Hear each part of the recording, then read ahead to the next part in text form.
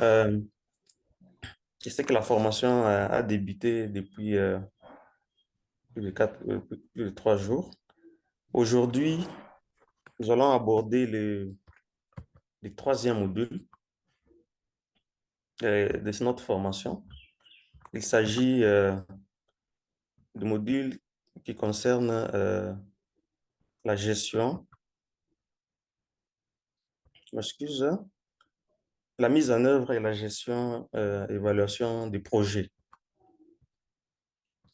Voici notre plan de présentation. Moi, je vais aborder plus les aspects de la mise en œuvre et gestion des projets, qui est constitué de deux grands points. Nous allons aborder euh, la notion de cadrage du projet.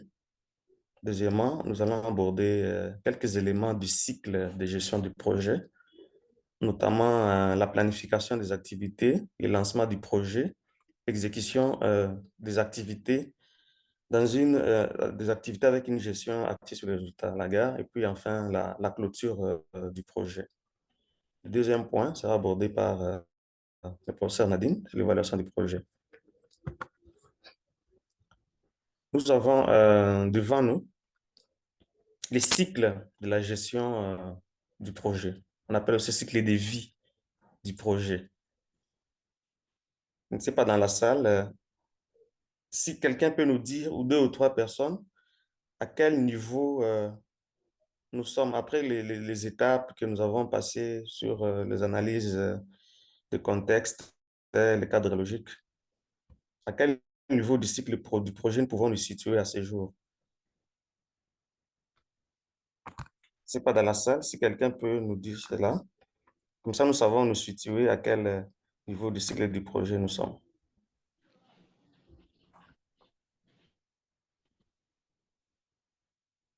Le modérateur, il n'y a aucune réaction? Ouais, il y a une main levée. Oui. Pascal, vous avez la parole. Oui, nous sommes au niveau 3, donc exécution, concevoir, réaliser et déployer le projet. OK, Pascal, est-ce qu'il y a une autre main? Non, non, il y a pas une autre main levée. OK, nous allons continuer. Comme je l'ai dit dans mon introduction, aujourd'hui, c'est le cadre de projet. Vous voyez le niveau 1, initialisation du projet, où on a défini et estimé le projet. Le cadre du projet, c'est ce que nous appelons charte du projet, la charte du projet. Et je vais aussi aborder également le deuxième niveau en ce qui concerne la planification et le troisième niveau en ce qui concerne l'exécution. Je pense Dr Blaise et le professeur Nadine, ils étaient aussi également au premier niveau et au niveau zéro.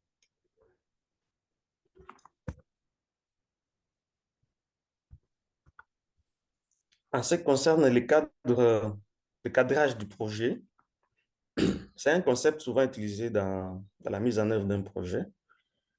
En termes plus simples, ça signifie qu'on pose les cadres, les périmètres d'un projet, les contours d'un projet.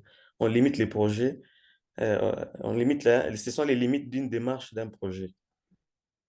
Nous allons voir plus bas quelques illustrations pour mieux comprendre ça.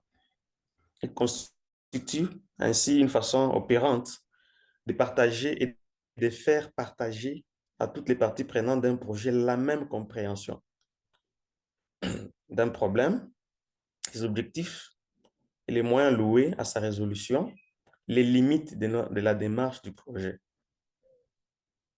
Donc, dans nos matières précédentes, nous avons dit qu'au cours d'un projet, il y a des acteurs du projet ou les parties prenantes. Ici, il est question que tout le monde ait la même compréhension de tout ce que le projet va implémenter en termes d'objectifs, en termes de problèmes à résoudre, en termes de limites de notre projet. Quel est l'intérêt du cadrage du projet? Le cadrage du projet, il a pour objectif de définir clairement les projets qu'on doit mettre en œuvre. Celui qui donne les go ou les caps, comme je l'ai dit, à la mise en œuvre du projet. Il constitue également, il rappelle en quelque sorte les contextes. On a abordé l'analyse du contexte du projet avec le professeur, l'enjeu du projet, où on détermine les problèmes qu'on veut résoudre, les objectifs du projet et quelle est la valeur ajoutée du projet. Quelles sont les stratégies que les projets utilisent pour arriver à implémenter ces activités et quels sont les moyens nécessaires pour la mise en œuvre du projet. Donc, c'est un outil aussi qui prépare la mise en œuvre du projet. Ici, nous avons des éléments clés qui constituent un point, qui constitue plutôt le cadrage d'un projet. Nous avons essentiellement deux axes, comme vous le voyez dans notre image devant nous. L'axe problématique et enjeu du projet et l'axe moyen engagé. Par problématique, qu'est-ce qu'on veut dire? Problématique, le premier cadran, qu'est-ce qu'on veut dire? Problématique, opportunité. Par problématique et opportunité, il est question de dire le contexte, comme je l'ai dit plus haut, de notre projet, quel est le problème qu'on compte résoudre, dans quelle région géographique ces problèmes-là se produisent quand. C'est ça, en fait, les résumés de ces premiers cadrans qui est les problèmes et l'opportunité. Le deuxième cadran aborde les périmètres du projet. En ce qui concerne les périmètres du projet, ici, on veut, comme j'ai dit, on place un cadre où on veut retenir ce que nous allons faire, exclure ce qui n'est pas dans notre champ du projet. Parce qu'un projet a toujours une délimitation. On ne peut pas tout faire. C'est là en termes de produits, en termes de technologie, en termes de fonctionnalités, etc., etc. Les mesures de performance, comme vous le comprenez bien, ce sont, ici on détermine les indicateurs qui vont nous permettre de mesurer les résultats obtenus ou les résultats de nos interventions, de nos activités, etc., etc. Les objectifs, comme on s'est dit, dans un projet, il y a toujours des objectifs qu'on se fixe, qui peuvent être généraux, ils peuvent être spécifiques. Les objectifs sont en lien avec les coûts et la qualité du projet. En ce qui concerne le premier axe, qui est l'axe problématique et enjeu du projet, avec ces éléments constitutifs. On n'a pas voulu les énumérer sur la dia, elles vont encore rendre plus nombreuses nos dias qui sont déjà plus nombreuses maintenant là. En ce qui concerne le deuxième axe, les moyens engagés, dans le cadrage du projet, si vous voyez dans le premier cadran du deuxième axe, il y a les comités de pilotage. On définit aussi la structure du projet, c'est-à-dire on met en place un comité qui généralement est constitué du chef du projet, euh, des représentants par exemple des bénéficiaires et des bailleurs, un comité qui est là pour le pilotage du projet. On définit l'équipe du projet qui doit être normalement comme je l'avais dit, multidisciplinaire. On définit la planification. On détermine ici les grandes activités ou les grandes actions, ou les grandes interventions que le projet va mettre en œuvre avec précision de dates, ou du chronogramme, du coût, etc., etc. Dans les projets, on détermine également les risques principaux qui peuvent influer sur la bonne marche ou la mise en œuvre du projet. On prend également des mesures pour soit les contourner, soit les éviter. Voilà en quelque sorte les éléments qui constituent le cadrage du projet. On va plus bien comprendre plus bas parce que nous verrons l'outil qui permet ou les documents qui permettent de représenter ces cadrages.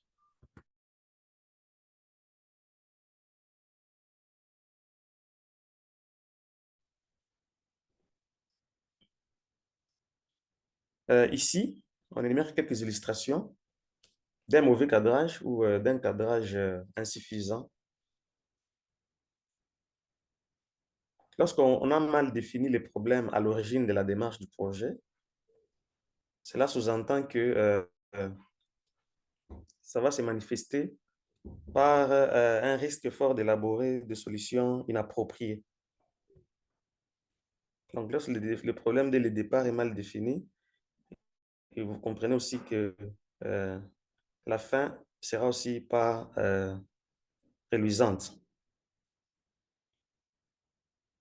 Lorsqu'on définit des objectifs non atteignables, parmi les critères d'un bon objectif, on a dit c'est il va être mesurable, atteignable, réalisable. Lorsque ces éléments ne sont pas pris en compte, la démarche de votre projet va aboutir à un résultat qui sera impossible à être visible ou à être appréhendé.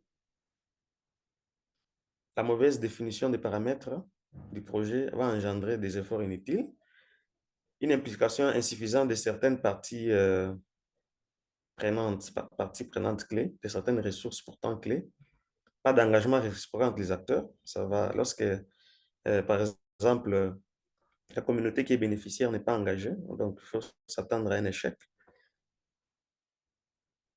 Lorsque le budget n'est pas bien défini, il faut s'attendre aussi à ce que les objectifs ne soient pas atteints.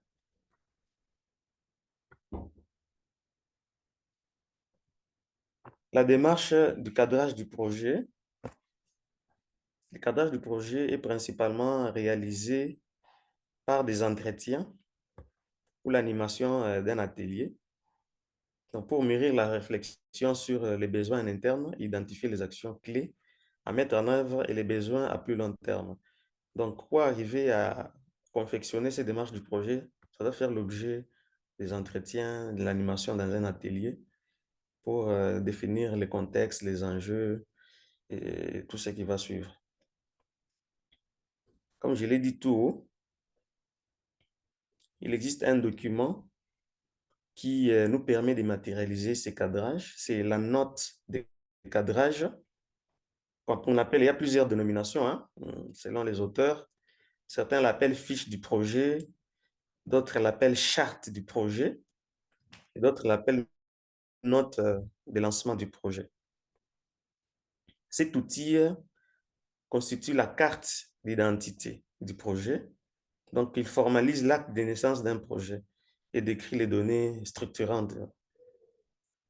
Il concrétise aussi l'engagement réciproque entre les sponsors, donc les bailleurs et les chefs du projet, sur les attendus et les moyens. Donc, avant de lancer un projet, donc cet outil doit être déjà prêt. C'est lui qui fera l'acte d'engagement réciproque d'un projet, de lancement d'un projet.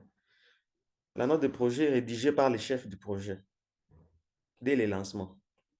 C'est un document de référence à usage interne, comme je l'avais dit plus haut, qui ressort l'objet, les enjeux, les objectifs, ses contraintes et ses risques.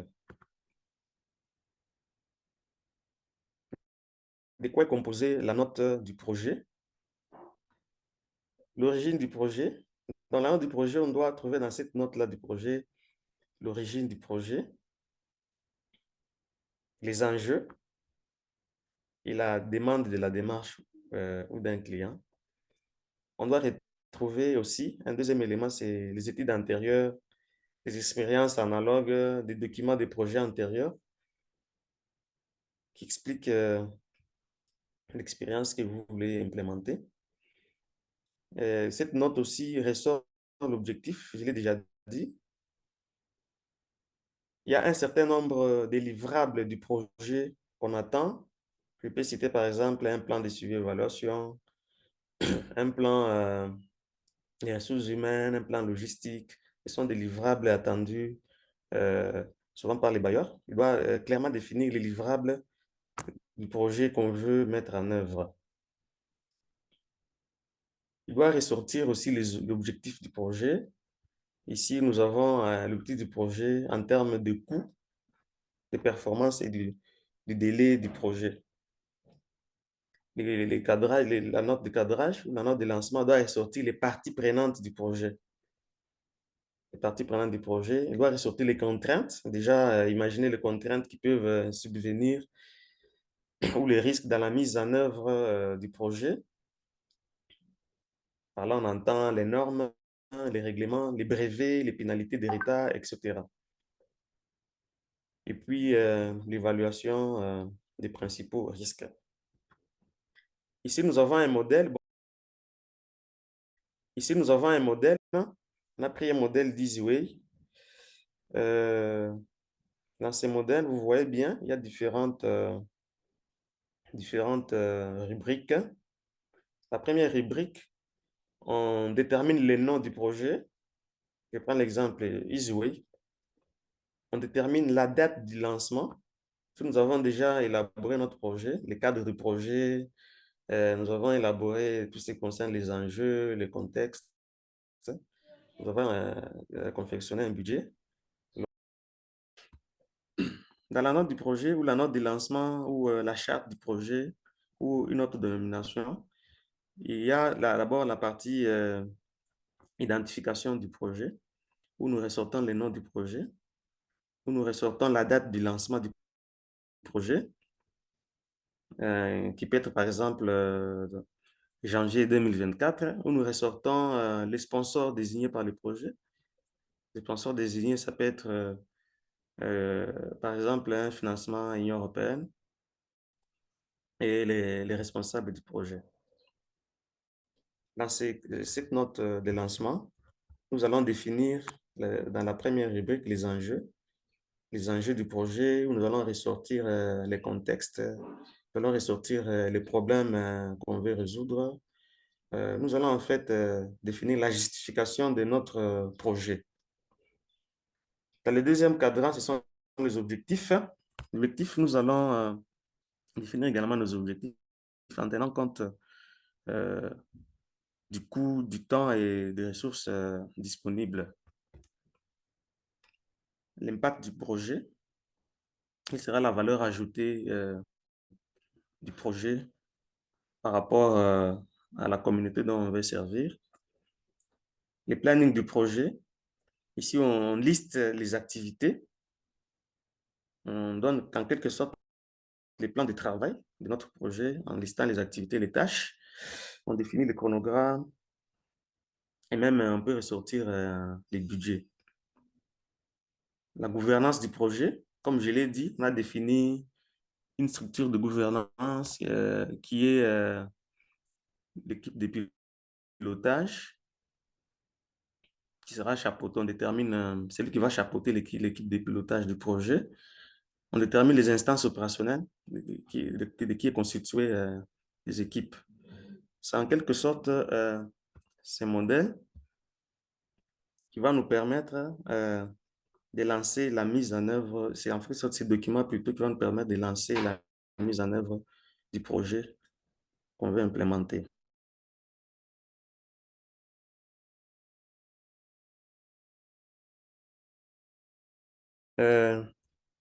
Nous passons à la dia suivante.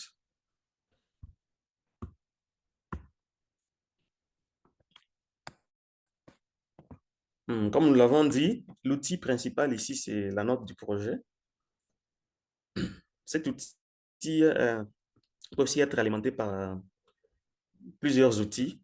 Pour arriver à faire la note projet, on peut se baser sur plusieurs d'autres outils, parmi lesquels on peut citer les CIPOC, qui va permettre de brosser une description macro du processus concerné par le projet. Le terme CIPOC, ça veut dire seulement S, c'est un acronyme, il veut dire F, supplier, en français c'est fournisseur, I c'est input, entrée, C'est comme on a dit dans la note, dans le cadre logique. Supplier, ce sont les intrants. Les intrants qui peuvent être qui peuvent alimenter la mise en œuvre d'un projet. Les inputs, ce sont les entrées. Et les process, ce sont les activités qu'on doit déterminer. Les outputs, c'est en quelque sorte les résultats, hein, les résultats. Et les customers, ce sont les bénéficiaires. On utilise aussi cet outil pour arriver à élaborer la note de cadrage. Il y a l'outil qu'on appelle les in et les out. In qui veut dire, comme je l'ai dit dans mon introduction par rapport au cadrage, il y a des éléments qu'on va exclure et les éléments qu'on va intégrer dans notre projet. In veut dire ce qui rentre dans les champs d'application du projet. Et out, c'est qui est hors du champ d'application du projet. Mais l'outil les plus utilisés, c'est les KIO, KCP. C'est un outil incontournable de la qualité du projet. Il permet de poser les problèmes plus haut là, dans le contexte. Je vous ai dit que pour définir, il faut bien définir le problème pour que les résultats qu'on attend du projet soient de qualité. Si les problèmes mal définis, donc c'est compliqué. Donc cet outil permet aussi de définir, nous permet de poser les problèmes via les questions qui sont quoi? Le premier Q là, c'est quoi? Quel est le problème que vous voulez résoudre? Qui? Qui sont les personnes concernées, impliquées par celui-ci? Donc, vous comprenez que ça peut être, par exemple, comme on a parlé hier, des enfants malnutris ou des femmes enceintes et allaitantes qui sont malnutries, etc. Ou, ici, c'est la localisation géographique, ou c'est surtout tous ces problèmes, on doit localiser le lieu. Quand, ou c'est les O, hein? Et quand c'est le troisième Q, quand, dans quelles conditions et à quelle fréquence se produit-il ces problèmes, par exemple, de malnutrition? Ça se produit quand? Ou c'est un problème d'épidémie de rougeole? Ça se produit quand? À quelle fréquence? Comment? C'est le C. Comment le problème a-t-il été découvert? Sous quelle forme se matérialise-t-il? Donc, c'est ça. On a constaté dans une communauté un nombre accru de décès communautaires. Et comment ça se matérialise? On peut avoir des réponses avec le comment. Et le dernier P, c'est le pourquoi. Pourquoi la situation rencontrée est-elle problématique? Donc, c'est comme on dit, l'outil qu'on utilise là, les 5 WH, et puis le so what, comme on le dit, pour arriver à identifier un problème. Et il y a un autre outil qu'on utilise aussi, ici notamment pour définir l'objectif. On a dit dans la note du projet qu'il y avait aussi l'objectif du projet qu'on devait clairement définir. Les SMART, je pense que ce n'est pas une nouveauté. On avait déjà vu plus haut avec Dr. Blaise, professeur Nadine. C'est spécifique, mesurable, atteignable. On a dit si on définit des objectifs non atteignables, le résultat aussi sera non perçu. R, réalisable, relevant ou aligné. Et les T, c'est les temps. On utilise aussi les diagrammes de Gantt qu'on verra plus bas dans notre exposé. Ça fait un échéancier qui nous permet de mettre en place un plan de travail. Vous avez vu dans la note du projet, il y a la rubrique planning. Dans cette rubrique-là, on peut utiliser ce diagramme de Gantt pour lister, définir les activités et donner leur chronogramme. C'est en fait prévisionnel, hein? Et un budget aussi prévisionnel, déterminer les responsabilités par rapport à chaque action à poser. Voilà. Nous venons de finir notre premier sous-point qui était les cadrages du projet, qui nous permet de préparer l'outil qui va permettre de lancer les projets ou de lancer la mise en œuvre du projet. Au deuxième point, nous allons préparer la mise en œuvre du projet. La préparation de la mise en œuvre du projet,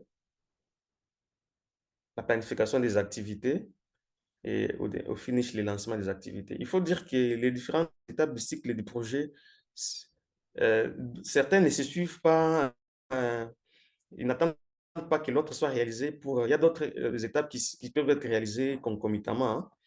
Donc, c'est un peu ça. Ici, nous allons parler de la planification des activités, du lancement du projet. Et en dernier, nous allons parler aussi de l'exécution des activités et puis de la clôture. En ce qui concerne la préparation des activités, dans cette phase, nous allons expliquer, donner les éléments clés de la préparation. Entre autres, nous avons la planification des activités ou de la portée, comme on a écrit. La planification aussi du calendrier. Quelle sera notre planification financière? Quelle sera notre planification relative aux ressources humaines des personnes? Quelle sera notre planification logistique de la chaîne d'approvisionnement? Et quel sera notre plan de suivi et évaluation? Donc, nous allons voir successivement tous ces différents livrables qui devront être préparés avant de lancer les projets. Nous allons aussi aborder les outils qui accompagnent ces différents livrables, notamment la structure de découpage du projet, les diagrammes de réseau, les schémas critiques, les diagrammes de Gantt, et la prévision de trésorerie, les plans de communication, les plans de suivi et évaluation. Ce sont les éléments que nous allons aborder sur cette partie. 1. La planification des activités. Dans mon introduction, je l'avais dit, après avoir conçu votre projet, avoir des garanties ou avoir obtenu des fonds pour les lancer, vous devriez vous préparer à les mettre en œuvre, à mettre en œuvre votre plan. C'est ainsi que nous allons nous pencher sur quelques livrables que nous avons cités plus haut là-bas, l'échéancier ou les diagrammes de Gantt, les plans de suivi et évaluation, les plans de travail, les prévisions des dépenses. Les premiers plans que nous allons aborder, c'est la planification de la portée. La portée, là, c'est la planification des activités en quelque sorte, où on planifie la performance, tout ça, et du calendrier. Par portée, on entend ce qu'on veut réaliser, les résultats qu'on attend. Voilà. Par rapport à chaque livrable attendu, nous avons un outil spécifique dans ces tableaux et nous allons voir comment nous allons arriver à les faire. Ici, vous voyez, il y a cinq étapes. La première étape, c'est on définit le projet. On va définir le projet, la portée plutôt.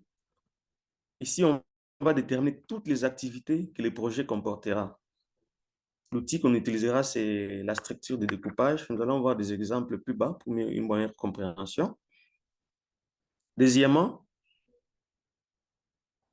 lorsqu'on a défini les activités, nous allons les classer par ordre. Parce que les activités ne se mêlent pas pêle-mêle. Ils ont des activités qui se mènent concomitamment. Il y a des activités qui se mènent par préséance. Il faut que celle-ci soit exécutée pour que l'autre s'exécute. Donc, nous allons classer les activités dans l'ordre dans lequel elles doivent être réalisées. Ici, nous allons utiliser comme outil les diagrammes de réseau. Nous allons le voir plus bas. Lorsque nous avons organisé nos activités en termes d'ordre, nous allons estimer les coûts des activités. Nous allons donner un coût à chaque activité à mener.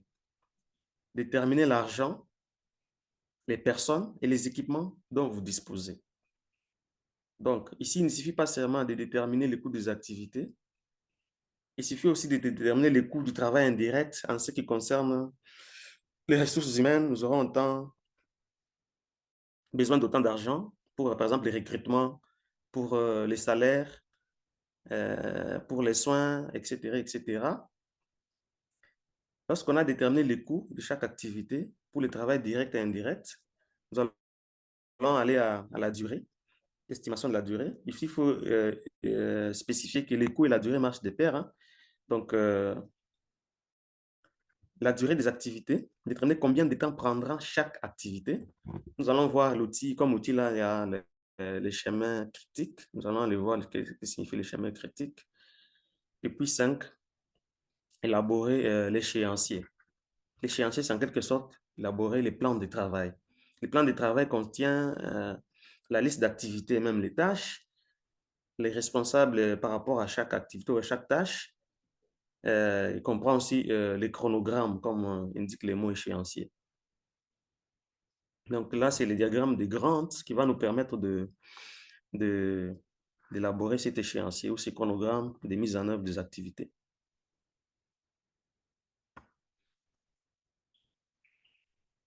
Ici, on va aller en détail. J'ai donné quelques détails déjà. La première étape, la portée. J'avais dit, c'est on termine la liste d'activités.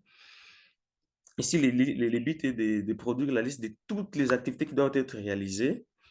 Il faut inclure dans cette rubrique les activités nécessaires pour produire les résultats. Donc, des activités en lien direct avec les projets. Par exemple, déformer, équiper, doter, etc. Ce sont des activités en lien direct avec les projets. Il y a aussi des activités qui ne sont pas en lien direct avec le projet, mais qui concourent à ce que le projet ait lieu. Il s'agit des éléments en ce qui concerne la gestion du personnel, la gestion des ressources, donc le travail direct, parce que tous ces personnels que nous allons placer doivent être payés. Nous devons équiper notre bureau, nous devons payer les intrants pour la mise en œuvre du projet. Donc, c'est ce qu'on appelle travail indirect. L'outil utilisé principalement, c'est la structure de découpage du projet. Je l'ai dit plus haut. Cette structure de découpage du projet se présente soit sous forme de diagramme, soit sous forme de liste.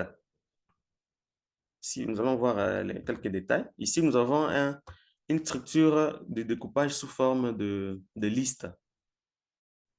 C'est un exemple. L'intitulé ici de notre projet, comme vous le voyez, le point 1, c'est augmenter les risques et les revenus plutôt des ménages et la sécurité des moyens de subsistance des femmes du projet, des femmes plutôt, des femmes. Dans le découpage du projet, nous identifions les grandes rubriques. Donc, ce sont en quelque sorte les grandes rubriques qui vont entrer en compte dans le projet. La rubrique ressources humaines, la rubrique logistique, la rubrique formation professionnelle et la rubrique activité ou 2.4, la rubrique activité qu'on doit mettre en œuvre, alphabétisation et enseignement des notions de calcul, dans laquelle nous allons définir, pour arriver à alphabétiser ces femmes-là, il faut d'abord recruter les formateurs. Donc, il faut d'abord plutôt planifier une formation de formateurs. Lorsqu'on a planifié une formation de formateurs, la première étape, on va recruter les formateurs. La deuxième étape, on doit lancer les candidatures. La troisième étape, on doit poser, les interviews, organiser les interviews. La troisième étape, on doit, lorsque nous avons identifié les formateurs, on doit signer un contrat avec eux. Toujours dans la formation des formateurs, nous allons, comme tâche encore, élaborer les cours de formation. Nous allons, lorsqu'on a déjà recruté les formateurs, bien sûr, on élabore le cours de formation. Nous allons préparer les matériels et les lieux où va se dérouler la formation. Nous allons dispenser les cours de formation. C'est comme on l'a fait avec notre formation ici. Donc, il y a plusieurs étapes avant qui ont concouru à ce qu'on soit à ce niveau. Lorsqu'on a dispensé les cours des formateurs, nous passons maintenant à la formation de la communauté. C'est une formation en cascade. Les formateurs formés par les facilitateurs vont procéder à la formation de la communauté. Voilà. Et un autre groupe, toujours dans ces projets, ici, nous allons distribuer, nous allons mettre en place un plan de suivi d'évaluation. Un peu ça. Je ne sais pas si à ce stade, ça va. Il n'y a pas de questions, hein? Docteur, il y a Oui. des questions déjà dans le chat, mais je préfère Oui. que vous puissiez terminer votre présentation et OK. on donne la parole à l'auditoire. OK. Ça va. Merci. Ça, c'est les premiers outils que nous avons présentés. L'outil de découpage, la structure de découpage du projet. Nous passons à la dia suivante. La deuxième étape, comme je l'avais dit, il s'agit de classer les dossiers et les activités par ordre. L'outil qu'on utilise ici, c'est le diagramme des réseaux. Comme je l'ai dit, dans la mise en œuvre des activités, il y a ce qu'on appelle la préséance d'une activité par rapport à une autre. Il y a des activités aussi qui peuvent se mener au même moment, ainsi de suite. L'outil qu'on utilise ici, c'est le diagramme du projet, du réseau plutôt, des réseaux, utilisé pour montrer l'interdépendance et l'interrelation des différentes activités. Il montre les activités qui peuvent être réalisées à tout moment, au même moment. Comme vous voyez sur l'image, la tâche B et la tâche C peuvent se réaliser au même moment. La tâche D et la tâche E peuvent se réaliser au même moment. Mais la tâche, par exemple, F ne peut pas se réaliser avant que la tâche D ne soit réalisée. Donc là, il y a une interdépendance. Donc, c'est un peu ça. Ces diagrammes nous permettent de montrer, de classer les activités de cette façon. Nous montre à tout moment les activités qui vont se réaliser avant et celles qui doivent suivre une autre activité. On donne un exemple ici. C'est un exemple. Il s'agit d'un projet de construction d'une latrine, ou des latrines dans une formation sanitaire. Vous voyez, comme vous le voyez bien. Je ne sais pas si quelqu'un dans la salle peut expliquer ces diagrammes. Je préfère qu'un participant explique ce diagramme. Ces diagrammes, j'ai déjà donné les principes généraux. Le OK. modérateur, y Chers a-t-il une amis, main vous levée? avez la parole. Vous avez la parole, chers amis. Oui, nous accordons la parole à l'ingénieur Adrien. Merci. D'accord. Notre diagramme se présente comme suit. Nous avons là les travaux en début du projet. La première des choses, c'est obtenir les spécifications techniques des trous. Et pour ça, il faut que les ingénieurs élaborent la structure, les devis, donc tout ce qu'il faut pour les débits effectifs du projet. Pour cela, pour obtenir ces spécifications techniques-là, après avoir plutôt obtenu ces spécifications techniques, il faut recruter et former les travailleurs des terrains qui vont creuser les trous. Donc, il faut leur donner des directives par rapport à ce qui sera respecté. Et ces derniers vont creuser les trous pour les dites latrines. Et de l'autre côté de l'équipe des ingénieurs, ils doivent se procurer des matériaux de construction pour les latrines. Alors, après, se procurer les matériaux, toutes les exigences, voilà. Alors, c'est la construction des couvertes de latrines, l'installation des couvertes de latrines, construire à la structure de latrines abri, et c'est la fin. Mais il y a aussi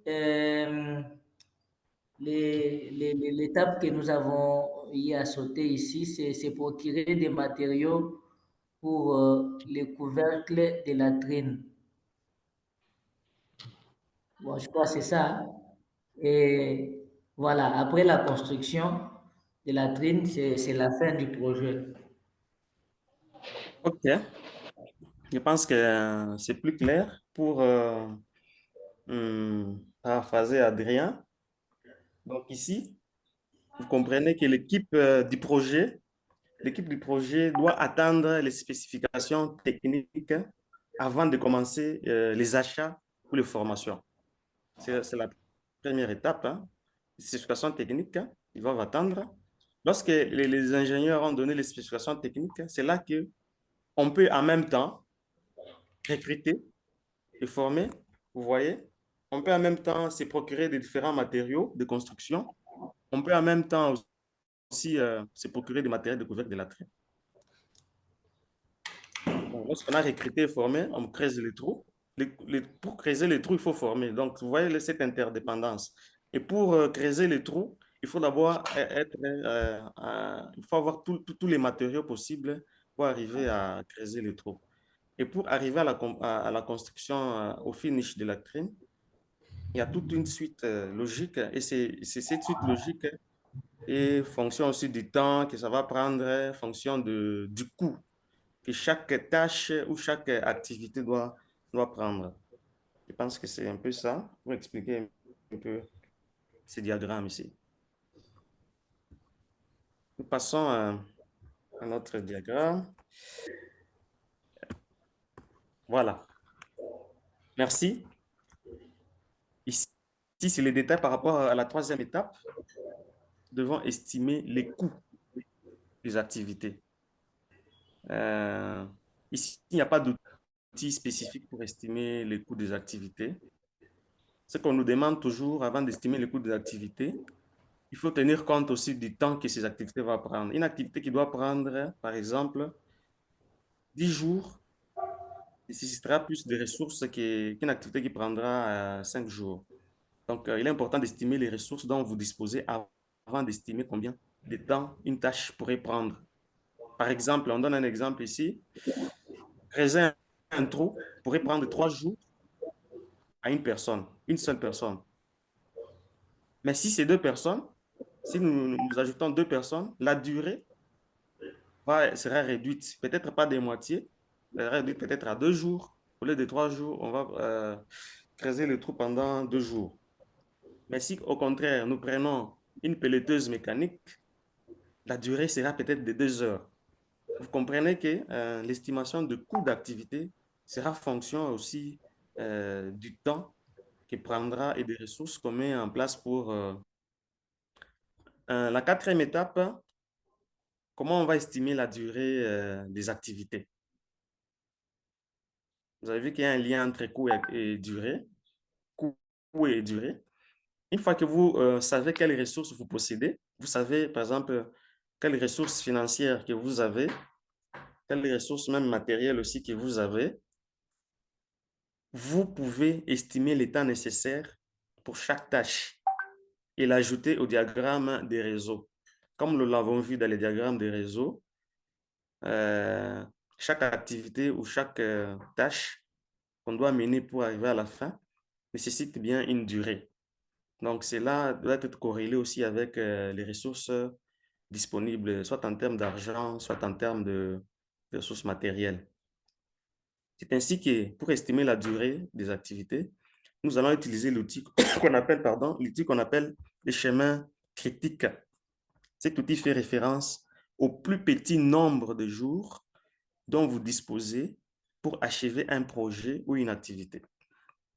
On va illustrer ça plus bas. Nous allons illustrer ça plus bas avec un schéma.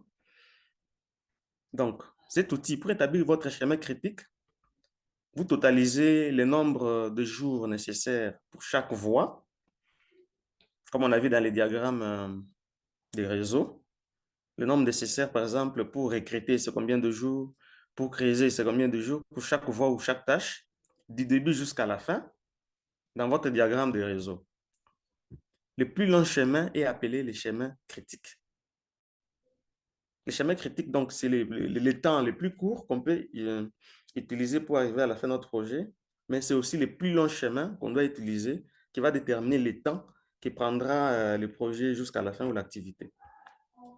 Ici, je donne un exemple en mode commentaire. On va voir aussi l'exemple en mode schéma.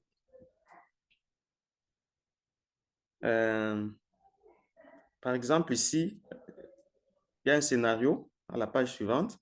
Les schémas critiques indiqués par des flèches plus épaisses et la plus longue route du diagramme. Il faut 20 jours pour élaborer les... Bon, je préfère aller directement à l'exemple. Voilà. Au schéma ici, vous voyez quel est le schéma critique. Ici, c'est le plus long chemin et le temps le plus court qu'on peut utiliser pour arriver à la fin du projet.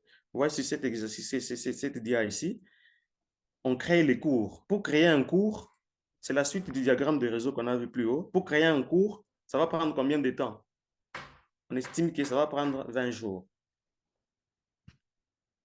Quand on a créé les cours, après 20 jours, nous allons visiter des lieux, les lieux où va se passer la formation. Pour visiter, on estime que ça peut prendre 2 jours. On peut choisir aussi, on choisit les lieux, on visite et puis on choisit les lieux un jour et puis on organise les lieux une journée et demie. Lorsqu'on a préparé le cours, nous revenons encore ici. Il faut préparer les matériels. Pour préparer les matériels, ça prend 10 jours. Pour préparer les matériels, ça prend 10 jours. Lorsqu'on a préparé les matériels, on peut enfin dispenser la formation en lecture pendant 20 jours aussi. Donc, vous voyez l'interdépendance des activités et la durée que peut prendre chaque activité. Maintenant, le schéma critique sera les chemins les plus longs et les temps les plus courts. Vous voyez la flèche en gras, c'est celle qui représente les schémas critiques. Nous allons sommer les 20 jours, plus les 10 jours de préparation du matériel, ça fait 30 jours, plus les 20 jours restants. Donc, pour notre petit projet, il nous faut 50 jours pour arriver à dispenser notre formation. Dans la théorie, qu'est-ce qu'on nous dit? Il faut 20 jours pour élaborer le cours, 10 jours pour préparer les matériels, 20 jours pour dispenser le cours, soit un total de 50 jours. Donc, les schémas critiques, c'est la durée minimum d'une activité qui, dans le cas présent, est de 50 jours. Élaborer le cours, préparer les matériels, dispenser la formation. S'il y a un retard dans votre schéma critique, s'il arrive qu'une étape, par exemple, où vous devez préparer les matériels, ça prend plus de temps que prévu, vous comprenez que toute la chaîne sera entraînée, votre activité ou votre projet global sera retardé.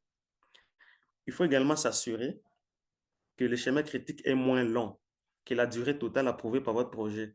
Comme on a dit au départ, chaque projet a un début et une fin. Oui, un début et une fin.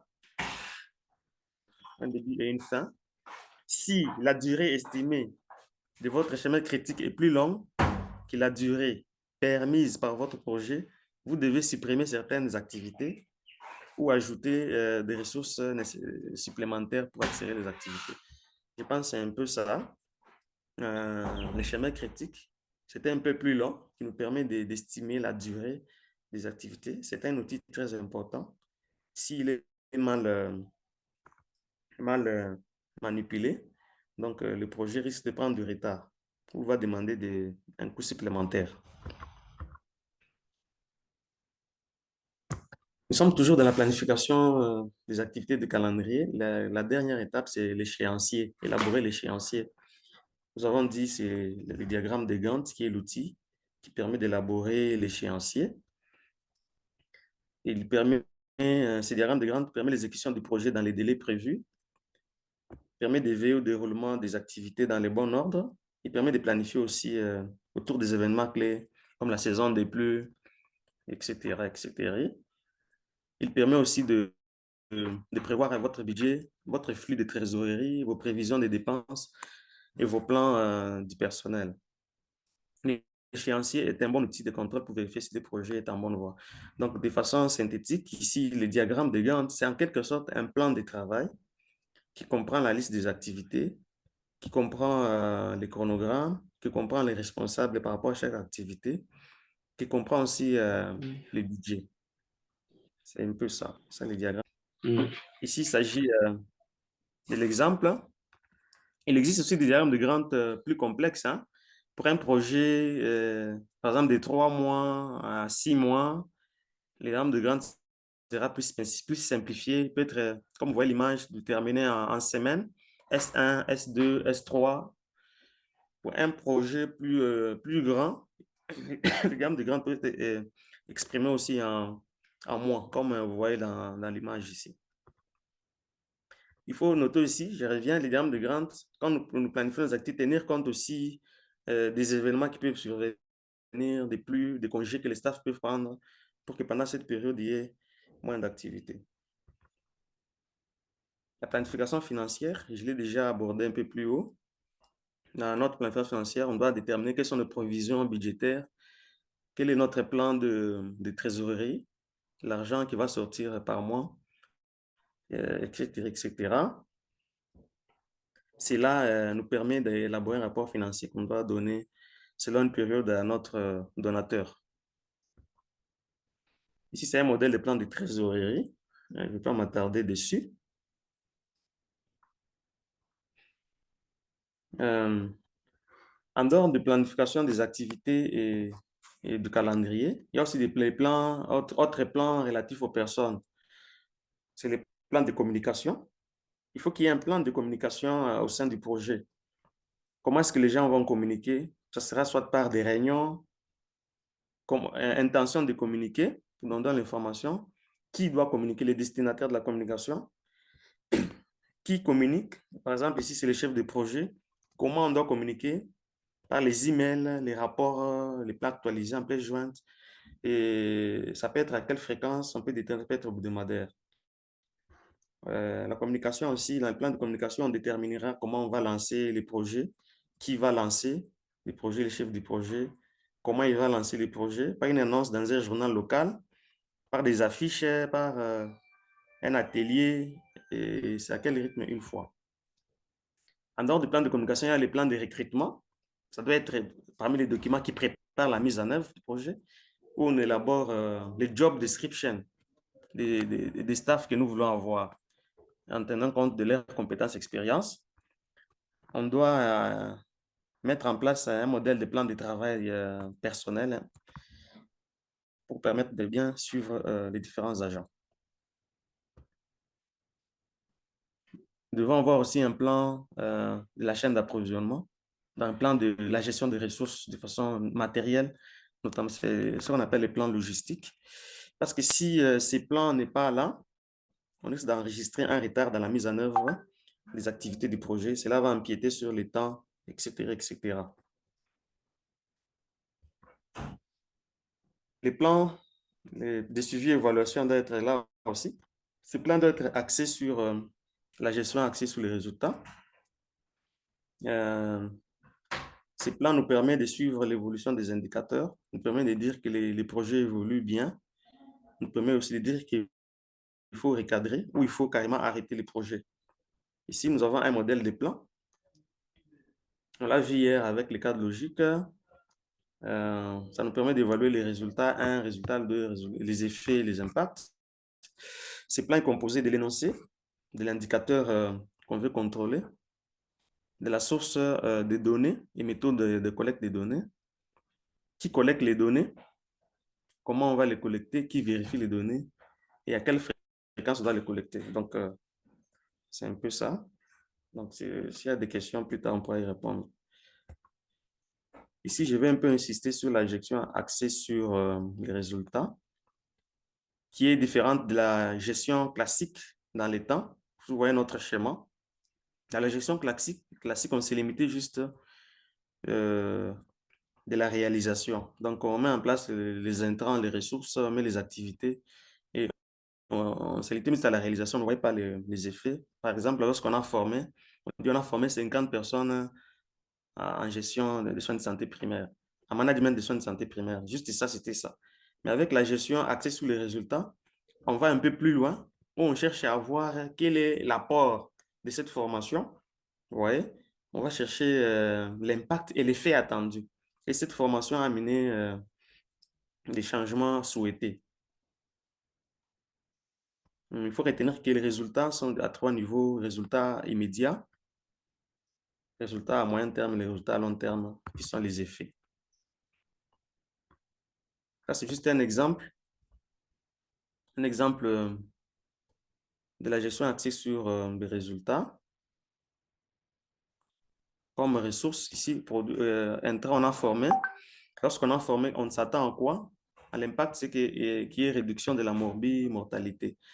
Mais dans les processus, nous verrons que on a formé sur le paludisme, les antipaludiques sont distribués, les mildes sont distribués.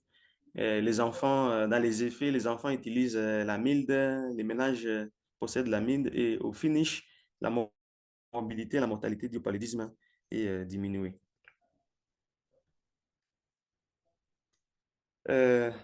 Toujours dans les différents plans, il faut toujours prévoir aussi dans la préparation un plan de réponse au risque,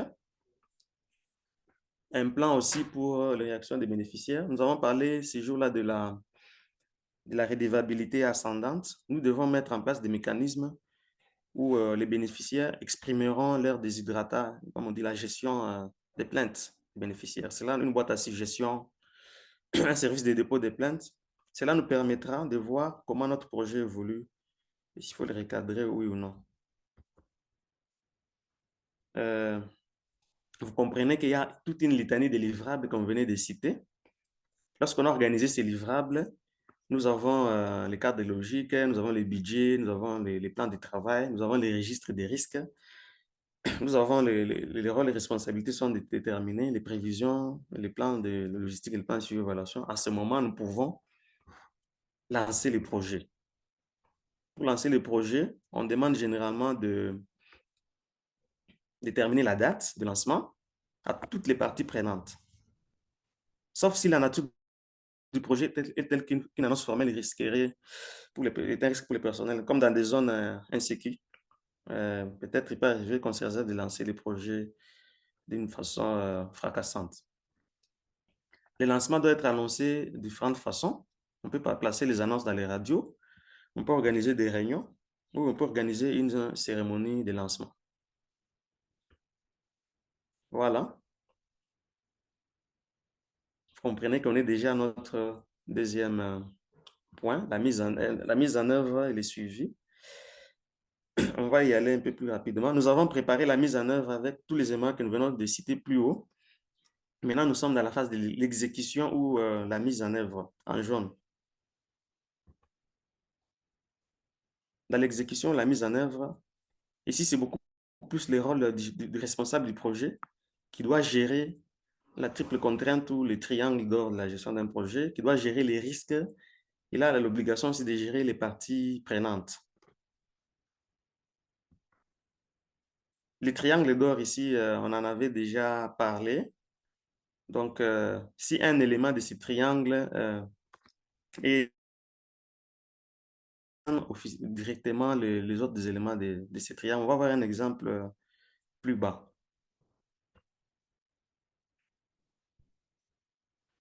Voilà.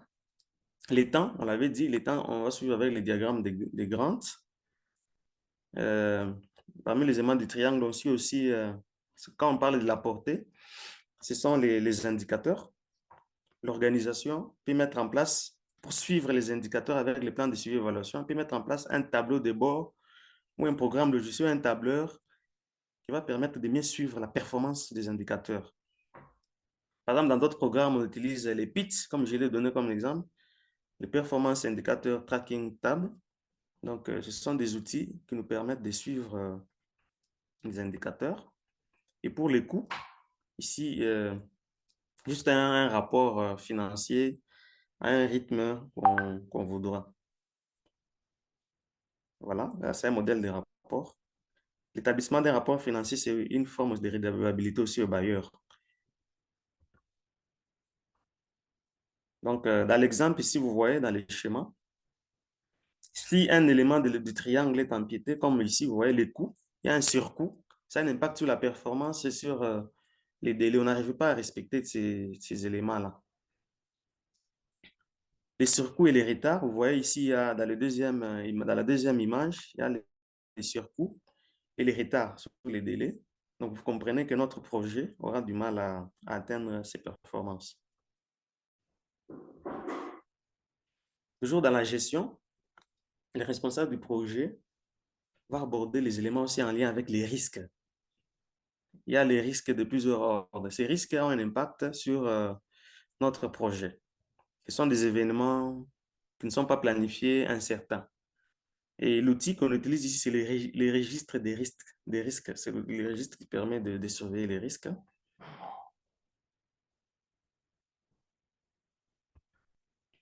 J'ai essayé un peu de citer quelques types de risques parce qu'on n'en a pas parlé dans nos présentations antérieures.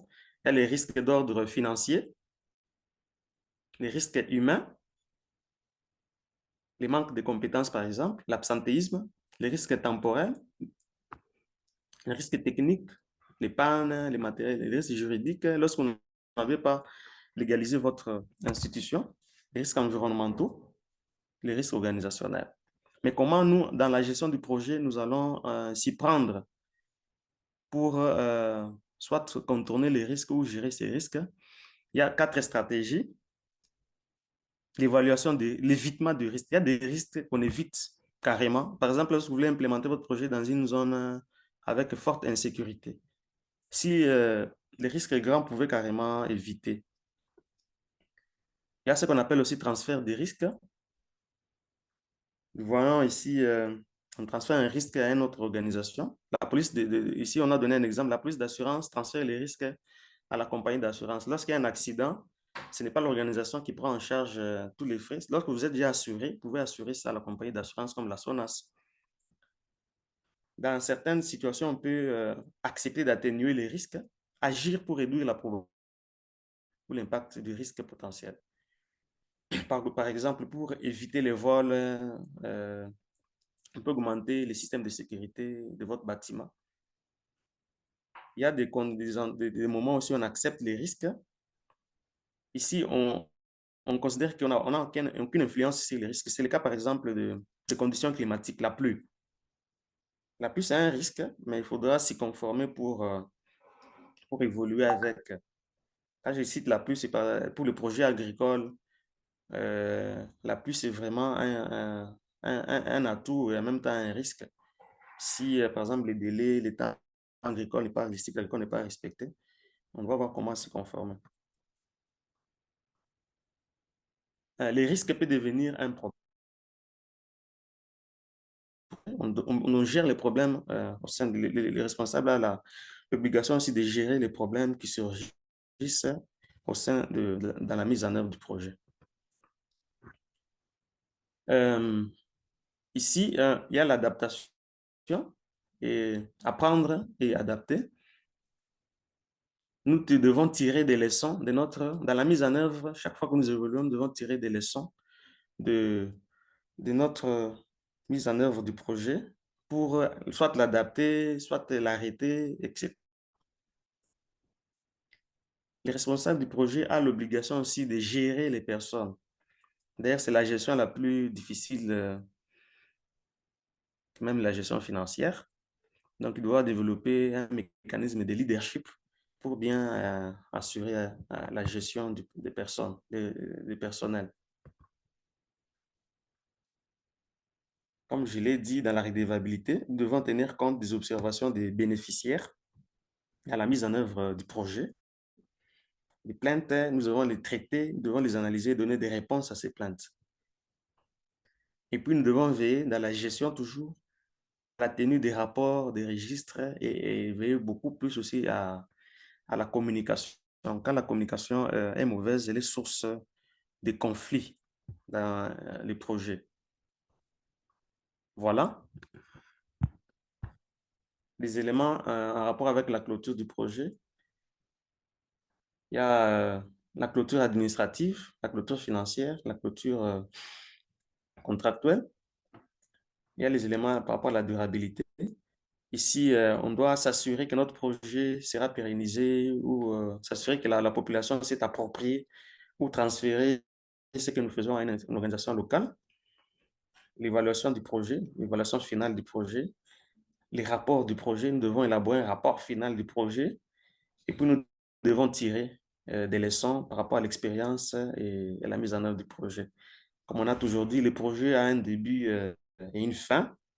Donc, c'est un peu ça. Le projet n'est pas éternel. Voilà. Chers camarades, c'était trop long. C'était trop long. J'avais 48 dias. Nous sommes arrivés à la fin de notre présentation qui était axée principalement sur 3 grands points. La préparation à la mise en œuvre du projet. Là, nous avons vu la planification des activités et le lancement du projet. Nous avons vu la mise en œuvre du projet, comment les éléments qu'on attend surveiller pendant la mise en œuvre. Et nous avons vu aussi quels sont les éléments qui entrent en compte dans la clôture du projet. Je pense qu'on aura plus de temps dans les échanges et discussions. Merci beaucoup.